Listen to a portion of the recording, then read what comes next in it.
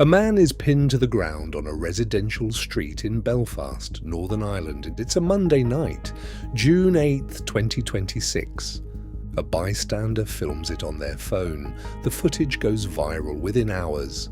The victim, Stephen Ogilvy, loses his left eye. He suffers wounds to his face, his back, and his other eye. The attacker is a 30-year-old Sudanese man named Hadi Aludid. He entered Northern Ireland from the Republic of Ireland in 2023. He applied for asylum. He was granted a 5-year permit to remain. And here's the part the government and media would rather talk around than talk about directly. This wasn't a random, isolated incident. It was the latest entry in a pattern that has been building across the United Kingdom and Ireland for years. A pattern that keeps producing the same result. A violent incident, a community in outrage, a government calling for calm, and then nothing changes. Today, we're going to trace that pattern, with names, with dates, with numbers. Because the story isn't really about one man in Belfast. It's about a set of decisions made by governments that decided the feelings of their own citizens were less important than the optics of their immigration policy. Let's go back to before the pattern became impossible to ignore. For most of the 20th century, the United Kingdom and Ireland were among the most homogeneous nations in Western Europe. Not perfectly, both had complex internal histories involving religion, class, and regional identity. But in terms of immigration, the inflows were manageable, gradual, and largely from culturally proximate places. That changed decisively, starting in the late 1990s and accelerating through the 2000s. The UK opened its labour market to Eastern European workers after EU expansion in 2004, a policy that produced far higher immigration than the government's own projections anticipated. Net migration numbers that had sat in the tens of thousands per year began climbing toward the hundreds of thousands. Ireland followed a similar trajectory. From a country that had historically exported people, waves of emigration through the famine, through the 20th century, through recessions, it became a net importer of people almost overnight during the Celtic Tiger boom years. Both governments presented this transformation as purely economic.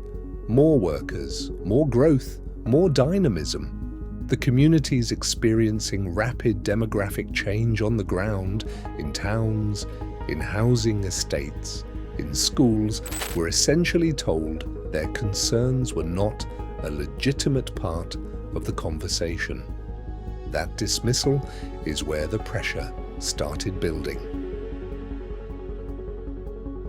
Now, fast forward to the small boat crisis, because the numbers here are genuinely staggering and almost nobody has presented them plainly. Before 2018, crossing the English Channel by small boat was almost unheard of as a migration route. It essentially didn't exist as a phenomenon. Then it started, and it accelerated every single year. In 2020, 8,000 people crossed. In 2021, 28,000. In 2022, 45,000. A record at the time.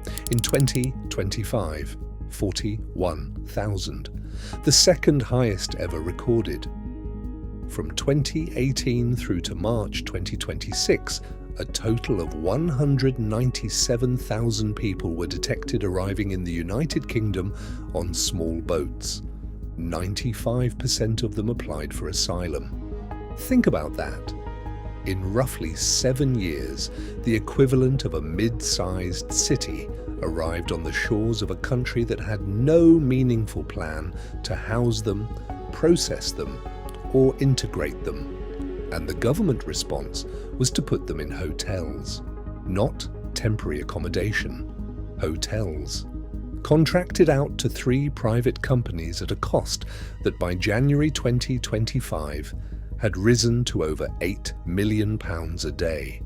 nearly £3 billion a year, taxpayer money, paid to house people whose asylum claims hadn't been processed, whose backgrounds in many cases hadn't been fully verified, whose presence in specific communities nobody in those communities was asked to vote on. The asylum backlog at the end of 2025 stood at 70,000 unresolved cases. 80,000 appeals were waiting to be heard, nearly double the figure from the previous year. The system wasn't struggling. It had collapsed under the weight of a political commitment to open borders that nobody in either major party was willing to honestly revisit.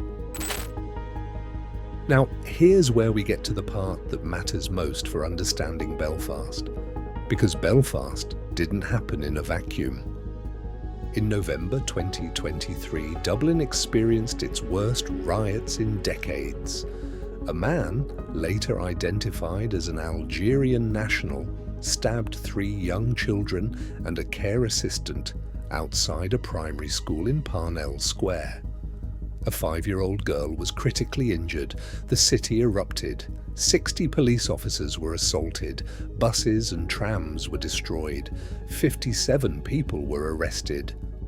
The Irish government's response was to condemn the riots, to fast-track hate speech legislation, to warn citizens about the dangers of misinformation. The conversation about how the attacker came to be in Ireland and how many others like him had arrived through a system with no meaningful controls was treated as the problem rather than the answer to a legitimate question. In July 2024, 3 little girls were stabbed and killed near Liverpool by the British-born son of Rwandan refugees. The youngest was 6 years old. Riots broke out across the United Kingdom. Anti-immigration protests erupted even in Northern Ireland. In the summer of 2025, riots broke out again in Northern Ireland, in Ballymena, following another incident. 107 police officers were injured across 2 weeks of disorder. 56 people were arrested. Police used attenuating energy projectiles on 5 separate nights. And now, June 2026, Belfast again. Stephen Ogilvy loses his eye on a residential street. Water cannons deployed on the second night of protests. 16 people arrested. Same cycle. Every time, incident, outrage, riots. Government condemns the rioters. Media focuses on the response rather than the cause. Nothing structurally changes. The next incident comes. Amnesty International described the 12 months prior to the Belfast attack as, and I'm quoting their own words here, a shameful year of hate in Northern Ireland. Police documented 2,048 racist incidents and 1,280 race hate crimes in that period, one of the highest levels since records began in 2004. But here's the question nobody in the mainstream is asking plainly. Why is it escalating? Why is every cycle worse than the last? The government's answer, in both the UK and Ireland, has consistently been the same. More legislation, more warnings about hate speech, more condemnation of the people protesting in the streets. What it has not been is an honest accounting of how the situation was created.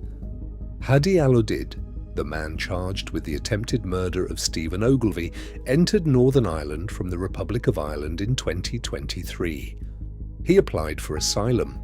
He was granted a 5-year permit to remain. According to police, he had no previous history of major crimes on their records. He was processed by a system so overwhelmed that 70,000 cases sat unresolved at the end of 2025. A system housing people at £8 million a day in hotels because there was no other plan. A system in which, by the government's own admission, the vetting and integration infrastructure had not kept pace with the volume of arrivals. You cannot process 197,000 people arriving by small boat over 7 years. Add them to hundreds of thousands more arriving through legal routes. Create a backlog of 80,000 unresolved appeals. House thousands of them in hotels in communities that were never consulted. And then express surprise when the pressure finds a way out. The people on the streets of Belfast aren't sophisticated political actors. They're not ideologues. They're people who feel that something has been done to their community without their consent and that the institutions responsible for their safety have prioritized the appearance of openness over the reality of order. That feeling may be expressed in ways that are destructive, but the feeling itself is not manufactured. It is the entirely predictable result of a political class that spent years treating the concerns of its own citizens as a problem to be managed rather than a question to be answered. Here's what we can say plainly. The Belfast attack is not the cause of the tension in the United Kingdom and Ireland. It is the latest symptom of a tension that has been building for years, produced by the gap between what governments promised about immigration and what communities have actually experienced. Every time the cycle repeats, incident, outrage, condemnation, nothing changes. That gap gets wider, the trust gets thinner, and the next incident, when it comes, lands in a context that is more volatile than the last one. The $100 trillion note in Zimbabwe was a physical record of what happens when a government prioritizes political urgency over institutional reality. The water cannons on the streets of Belfast are their own kind of record. They are a photograph of a government that has lost the argument with its own people and is now using force to hold the line while it figures out what to say next. What do you think? Is there a version of this where the UK and Irish governments actually course correct? Or is the pattern too far gone to reverse? Let us know in the comments. And subscribe to Below the Surface, because this is exactly the kind of story we exist to tell.